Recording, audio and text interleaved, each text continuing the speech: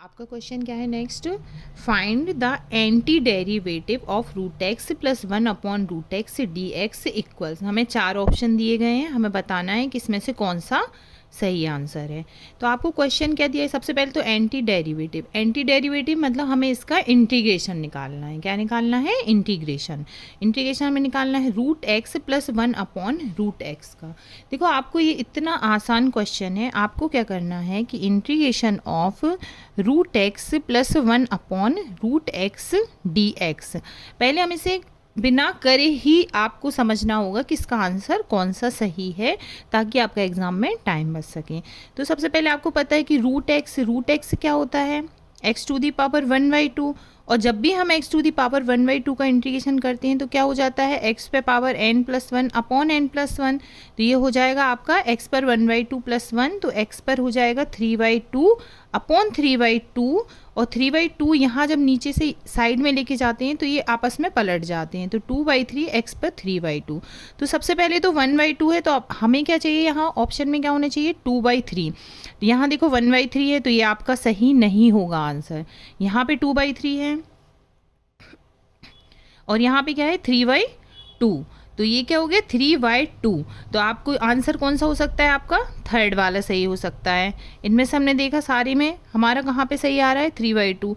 तो अगर आप बिना करे भी थर्ड पे टिक करेंगे तो ये आपका आंसर सही हो जाएगा। और हमेशा ये ध्यान रखना है कि जो मल्टीप्लाई में यहाँ पे नंबर है x के पास, जो पावर है उसका अपोजिट होगा। यहाँ 3/2 है, यहाँ 2/3 है, यहाँ 3/2, यहाँ 2/3।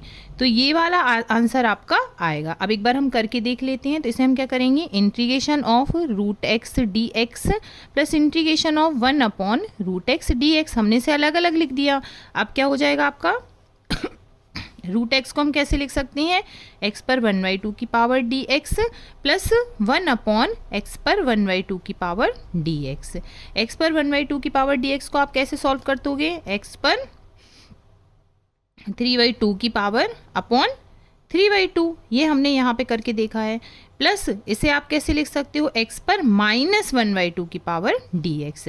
x पे -1/2 की पावर dx को आप कैसे सॉल्व करोगे? x पे -1/2 की पावर +1 अपॉन -1/2 + 1। तो ये क्या हो जाएगा आपका? -1/2 + 1 आपका क्या बचेगा? x पर नीचे 2 बचा आपका -1/2, तो ये हो गया आपका -1 + 2, तो ये हो गया 1/2। और अपॉन में भी क्या बचेगा? 1/2। इसको सॉल्व करेंगे तो ये हो जाएगा 2x पर 1/2। तो यहाँ पे क्या हो जाएगा आपका? x पर 3/2 और यहाँ इसे हम लिखेंगे तो ये हो जाएगा 2/3 प्लस क्या हो जाएगा आपका? 2x पर 1/2 प्लस c। अब देखते हैं क्या ये वाला आंसर आ रहा है कहीं थर्ड नंबर पे। तो देखिए आप 2/3 x पर 3/2 की पावर प्लस 2 x पर 1/2 की पावर प्लस c। तो आपका करेक्ट आंसर कौन सा हो गया? थर्ड वाला आंसर आपका सही है।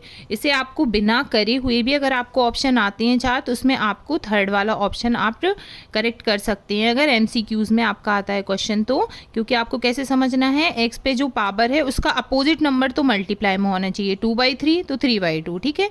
इसमें देखो कहीं भी ऐसा नहीं दिया है अपोजिट नंबर, ठीक है, और सेम नंबर होना चाहिए। तो इससे आपको अलग ही समझ में आ रहा है कि इसका थर्ड नंबर आंसर सही है। और हमने आप करके भी देख लिया, तो आंसर कौन सा आ रहा है? थर्ड आ रहा है। तो this is your question number 21 जो कंप्लीट हो गया है। अब बस एक लास्ट क्वेश्चन बचा है, क्वेश्चन नंबर 22।